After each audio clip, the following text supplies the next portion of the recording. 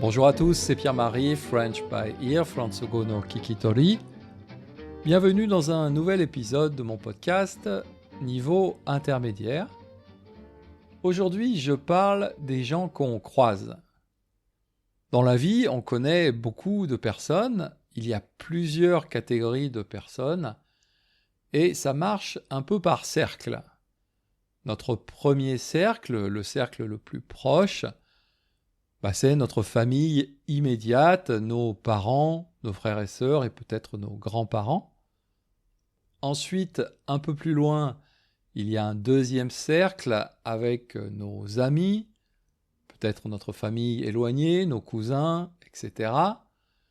Encore un peu plus loin, on va trouver un cercle avec les collègues de travail ou les personnes avec qui on partage des activités de loisirs dans des clubs, etc. Et encore plus loin, et peut-être le cercle le plus éloigné de nous, ce sont les gens qu'on croise, c'est-à-dire des personnes qu'on va rencontrer régulièrement. Pendant quelques secondes ou quelques minutes, on va échanger un peu avec ces personnes, mais c'est très court. Alors, par exemple, quels sont ces gens qu'on croise ? On peut penser à des serveurs dans des restaurants, dans des cafés, à des caissiers, des caissières, dans des épiceries, dans des combini, ou à des chauffeurs de bus. Alors, je ne prends pas ce dernier exemple au hasard parce que aujourd'hui, j'ai envie de raconter une petite histoire de chauffeur de bus que j'ai entendu et lu récemment et que j'ai trouvé assez intéressante.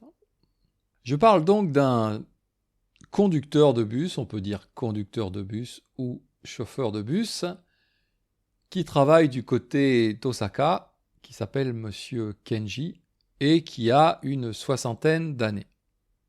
Comme tous les conducteurs de bus, Monsieur Kenji, tous les jours, au volant de son bus, il suit la même route, il conduit sur le même chemin, c'est toujours la même ligne de bus. Pour certaines personnes, c'est un travail qui peut sembler monotone, mais lui, il aime bien. Et puis, il y a quelques années, il a remarqué quelque chose de particulier en conduisant son bus. Un jour, de l'autre côté de la route, donc du côté opposé au sien, il a remarqué un petit enfant, un petit garçon de 3-4 ans, qui était avec sa maman, et le petit garçon lui faisait des grands signes avec la main, avec un grand sourire sur le visage. Le garçon et la maman se trouvaient à un arrêt de bus devant une petite école maternelle. Monsieur Kenji a trouvé ça sympa et puis il a repris son travail normalement. Mais le lendemain, il s'est passé exactement la même chose. Au même arrêt de bus de l'autre côté de la route, il y avait cet enfant qui lui faisait des grands sourires en agitant la main. Et cette situation s'est répétée pendant à peu près 2 ans.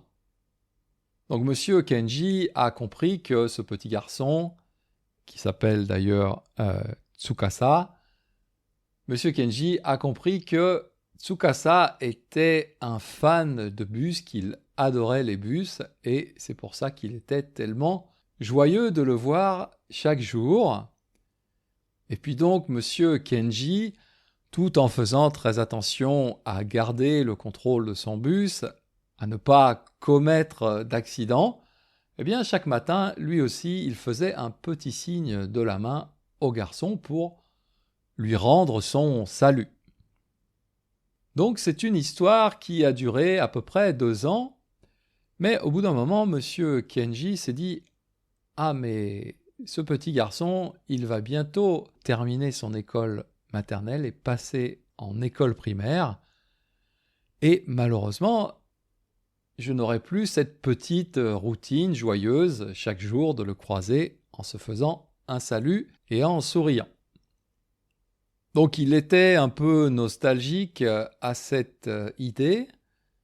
Et puis il s'est passé quelque chose qui a un peu accéléré cette histoire, c'est que la compagnie de bus a décidé de fermer la ligne de bus sur laquelle M. Kenji travaillait. Donc on lui a annoncé que dans quelques mois, la ligne de bus allait s'arrêter. Et là, bien sûr, il a réfléchi à son futur professionnel, mais il a aussi pensé à ce petit garçon en disant « Mais il va être tellement déçu le jour où il va comprendre que le bus ne vient plus. » Alors, qu'est-ce qu'il a fait? Eh bien, M. Kenji, il a pris une journée de congé et il est allé rencontrer Tsukasa, donc le petit gamin, et sa maman à leur arrêt de bus. Alors, c'est assez marrant d'ailleurs dans cette histoire, c'est que quand l'enfant a vu arriver M. Kenji à son arrêt de bus, mais à pied, évidemment, il ne l'a pas reconnu tout de suite. C'est vrai que j'ai remarqué ça dans les gens qu'on croise tous les jours dans une certaine situation. Si on les voit dans une autre situation, on a un moment de doute. On se dit, mais je connais cette personne, mais c'est bizarre, je ne la connais pas dans cette situation. Bref, l'enfant n'a pas tout de suite compris qu'il s'agissait du conducteur de bus à qui il disait bonjour tous les matins en lui faisant un signe de la main. Il a eu besoin de quelques secondes pour comprendre, et quand il a compris, avec un grand sourire, il a dit « Ah, Basso no Oji-chan ». Alors, Basso no Oji-chan, en français, c'est pratiquement impossible à traduire. Oji-chan, c'est c'est assez difficile. Je dirais « Ah, le vieux conducteur de bus », mais même vieux conducteur de bus, c'est pas très bien. Bon. Ah, le monsieur qui conduit le bus, peut-être. Bon. Basso no Oji-chan. Donc l'enfant était super content, très heureux.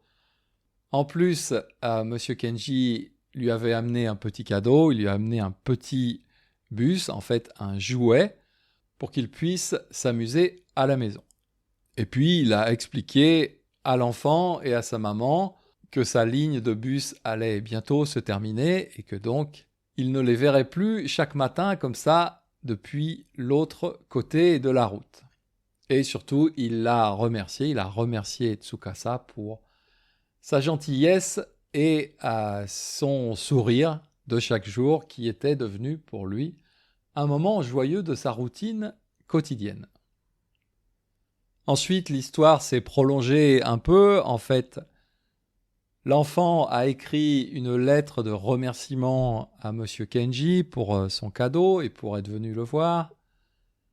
J'ai pris connaissance de cette histoire dans une série d'un podcast de Asahi Shimbun en japonais qui parle des lettres qu'on écrit et qui raconte plusieurs histoires autour d'une lettre manuscrite envoyée à quelqu'un.